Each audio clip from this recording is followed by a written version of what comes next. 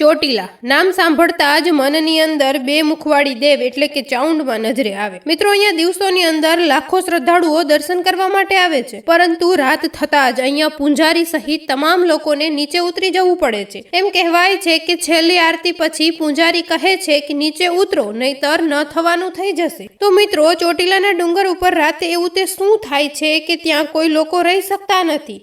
અને શું કોઈ એની પાછળ એવી ઘટના છે કે ચોટીલાના ડુંગર ઉપર રહેવાની ના પડાય છે? તો ચાલો જોઈએ કે ચોટીલાના ડુંગર ઉપર રાતે કેમ કોઈને રોકાવા દેવાતું નથી। પણ મિત્રો, વિડીયોને ચાલુ કરતા પહેલા જો તમે ચાઉંડમાને માનતા હોય અથવા તો તમારા કુળદેવી હોય તો કોમેન્ટમાં જય ચાઉંડમાં લખી નાખજો। ચોટીલા ગુજરાતના સુરેન્દ્રનગર જિલ્લામાં આવેલું એક પવિત્ર યાત્રાધામ છે, જ્યાં બે મુખવાળા ચાઉંડમાં બિરાજે છે। ચોટીલાનો પર્વત 1173 ફૂટ ઊંચો છે અને માતાજી સુધી પહોંચવા માટે આશરે 700 થી વધુ પગથિયા ચડવા પડે છે। છતાં માતાજીના ધામમાં લોકો સમાતા નથી। એમ કહેવાય છે કે પૂનમના દિવસે લોકો દૂર દૂરથી અહીં આવે છે અને તે દિવસે અહીં ચાલવાનો પણ માર્ગ નથી હોતો। પણ હવે વાત એ આવે કે આટલા ભક્તો આવવા હોવા છતાં ત્યાં રાતે કેમ કોઈ નથી રોકાતું? તો મિત્રો, તેના 3 કારણ ચાલો કહો। પહેલું, ત્યાં બિરાજમાન કાળભૈરવ। માનવામાં આવે છે કે મંદિરની રક્ષા કાળભૈરવ પોતે કરે છે, જેથી રાતે ત્યાં કોઈ રોકાઈ શકતું નથી। બીજું, માનું વાહન સિંહ। ચાઉંડ માતાજીનું વાહન એટલે કે ડાલામખો સિંહ, જે પોતે ડુંગર ઉપર રાતે આવે છે અને મંદિરની રક્ષા કરે। ત્રીજું, મંદિરના ટ્રસ્ટી અને પૂંજારીનું કહેવાનું છે કે ત્યાં રોકાવાથી મંદિરની પવિત્રતા જળવાતી નથી। મંદિરની પવિત્રતા જળવાઈ રહે એ માટે ત્યાં કોઈ નથી રોકાતા। માત્ર નવરાત્રીના દિવસોમાં ખાલી 5 વ્યક્તિને રોકાવાની મંજૂરી છે, જેમ કે પૂંજારી, ભવા